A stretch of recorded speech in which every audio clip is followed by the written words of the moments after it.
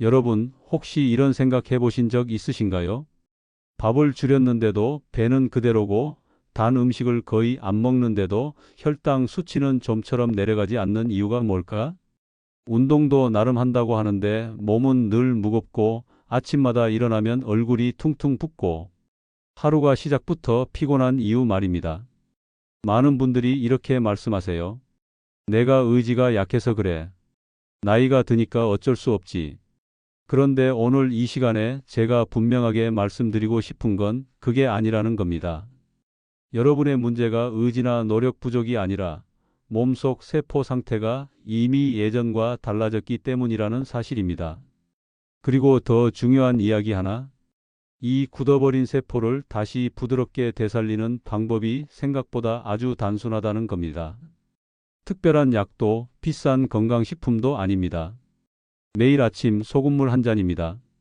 오늘 이 영상을 끝까지 들으시면 왜 나이가 들수록 뱃살과 혈당이 같이 따라오는지, 왜 아무리 식단을 조절해도 몸이 잘 반응하지 않는지, 그리고 소금물 한 잔이 우리 몸에서 어떤 변화를 만들어내는지 차근차근 이해하시게 될 겁니다. 또 어떤 소금을 써야 하는지, 얼마나 넣어야 하는지, 언제 어떻게 마셔야 가장 안전하고 효과적인지까지 전부 정리해서 알려드리겠습니다. 지금부터 드리는 이야기는 병원 진료실에서는 길게 듣기 어려운 내용입니다. 하지만 우리 몸을 이해하면 충분히 납득이 되는 이야기입니다. 라디오를 듣듯 편안하게 끝까지 함께 해주세요. 자, 먼저 아주 쉬운 질문 하나 드리겠습니다. 젊었을 때 피부 기억나시나요? 손가락으로 살짝 눌렀다 떼면 바로 튀어 오르던 피부 말입니다. 그런데 지금은 어떠신가요? 꼬집으면 자국이 한참 남아있고 눌렀던 자리가 천천히 돌아오죠. 이게 단순히 피부 노화일까요? 아닙니다. 이건 우리 몸 전체 세포가 예전보다 딱딱해졌다는 신호입니다. 세포를 하나의 작은 주머니라고 생각해 보세요. 이 주머니는 영양소를 받아들이고 노폐물을 내보내는 역할을 합니다. 그런데 이 주머니가 말랑말랑해야 제 역할을 합니다. 고무장갑처럼 유연해야 들어올 건 들어오고 나갈 건 나갑니다. 하지만 나이가 들면서 이 세포막이 점점 굳어갑니다. 마치 오래된 고무가 딱딱해지는 것처럼 말이죠. 그러면 어떤 일이 생길까요? 우리가 먹은 음식에서 나온 당분이 세포 안으로 잘 들어가지 못합니다. 에너지가 되어야 할 땅이 혈액 속에만 머물게 됩니다. 그 결과 혈당은 높아지고 남은 당은 결국 지방으로 바뀌어 배로 쌓입니다. 그래서 이런 현상이 생깁니다. 밥을 줄여도 뱃살은 그대로. 단 음식을 피하는데도 혈당은 높음. 조금만 움직여도 쉽게 피곤해짐.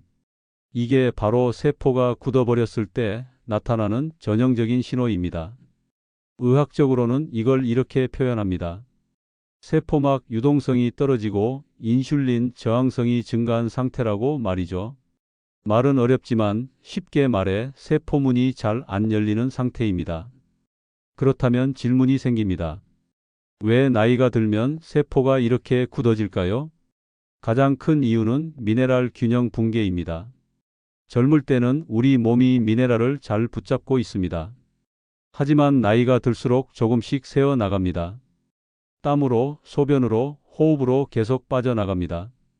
특히 나트륨, 마그네슘, 칼륨 같은 미네랄은 세포가 물을 끌어당기고 영양소를 받아들이는데 꼭 필요합니다. 이게 부족해지면 세포는 점점 마르고 딱딱해집니다. 여러분도 이런 경험 있으실 겁니다. 운동하고 나서 물을 마셔도 계속 목이 마르는 느낌. 아침에 일어났는데 입맛이 하나도 없는 날. 이게 바로 미네랄이 부족하다는 신호입니다. 이때 단순히 물만 마시면 해결이 잘 안 됩니다. 세포가 물을 붙잡을 힘이 없기 때문입니다.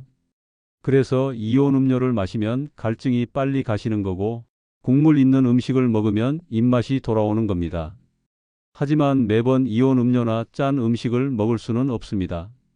당분, 첨가물, 나트륨 과다 문제가 생기기 때문입니다. 그래서 가장 단순하면서도 자연스러운 방법이 아침 공복에 마시는 소금물입니다.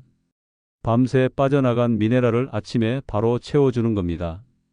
그러면 굳어있던 세포가 다시 부드러워지기 시작합니다. 그리고 이때부터 몸에서 변화가 나타납니다. 첫 번째 변화는 뱃살이 줄고 만성 피로가 완화되는 것입니다. 혈액 속에 떠돌던 당이 세포 안으로 들어가기 시작하면 에너지로 쓰이게 됩니다. 더 이상 지방으로 저장되지 않습니다. 그래서 배가 서서히 가벼워집니다. 동시에 세포가 에너지를 받기 시작하니 몸이 덜 피곤해집니다. 아침에 일어나서 움직이기가 훨씬 수월해집니다. 제가 기억에 남는 한 분 이야기를 들려드리겠습니다. 60대 후반의 한 여성분이 계셨습니다. 아침에 집안일 조금만 해도 숨이 차고 소파에 앉으면 그대로 잠이 들곤 했다고 합니다. 식사량도 줄이고 채소 위주로 드셨는데 허리 둘레는 전혀 변하지 않았다고 하셨습니다. 그래서 스스로를 많이 탓하셨다고 합니다. 그런데 아침마다 소금물 한 잔을 마시기 시작하면서 일주일쯤 지나자 변화가 느껴졌습니다. 집안일을 해도 예전만큼 지치지 않았고 바지 허리가 조금씩 헐렁해졌다고 합니다. 이건 살이 빠진 게 아니라 몸속 불필요한 수분과 노폐물이 빠지고 세포가 재기능을 하기 시작한 결과입니다. 두 번째 변화는 혈당이 안정되는 것입니다. 혈당이 높다는 건 당이 많다는 뜻이 아니라 당을 제대로 쓰지 못하고 있다는 뜻입니다. 소금물로 미네랄이 채워지면 세포 문이 열리고 당이 에너지로 사용됩니다. 그래서 혈당이 서서히 안정됩니다. 갈증, 잦은 소변 같은 증상도 줄어듭니다. 세 번째 변화는 얼굴 붓기와 피부 변화입니다. 50대 이후 붓기는 짠 음식 때문이 아니라 세포 안으로 들어가지 못한 물 때문입니다. 소금물은 이 수분 균형을 바로잡아줍니다. 밖에 고여있던 물은 빠지고 세포 안에는 필요한 만큼의 수분이 채워집니다. 그래서 얼굴이 맑아지고 피부가 촉촉해집니다. 네 번째 변화는 만성 염증 완화와 면역력 개선입니다. 노폐물이 빠져나가고 미네랄이 채워지면 세포 환경이 깨끗해집니다. 그 결과 잔통증, 잔병 치레가 줄어듭니다. 다섯 번째 변화는 변비 개선입니다. 소금물은 장 운동을 깨우고 수분을 끌어들여 변을 부드럽게 만듭니다. 이제 중요한 이야기로 넘어가겠습니다. 어떤 소금을 써야 할까요? 정제염은 피하시는 게 좋습니다. 미네랄이 거의 없습니다.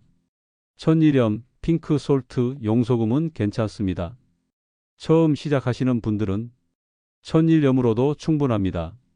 가장 중요한 건 비싸냐가 아니라 꾸준히 할 수 있느냐입니다. 이제 마시는 방법입니다.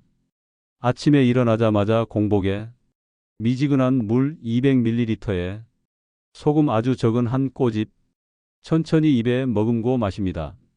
30초 정도 시간을 쓰세요. 마신 뒤 20분은 아무것도 드시지 마세요. 하루 물 섭취는 충분히 하세요. 최소 3개월은 꾸준히 하셔야 합니다. 마지막으로 주의사항입니다. 고혈압, 신장질환, 심장질환이 있으신 분은 반드시 의사와 상의하세요. 몸이 불편하면 즉시 중단하세요. 소금물은 약이 아닙니다. 몸을 돕는 생활 습관입니다. 천천히 안전하게 꾸준히 하시면 됩니다. 오늘 이 시간이 여러분의 하루를 조금이라도 가볍게 만드는 계기가 되었으면 합니다. 끝까지 함께해 주셔서 감사합니다.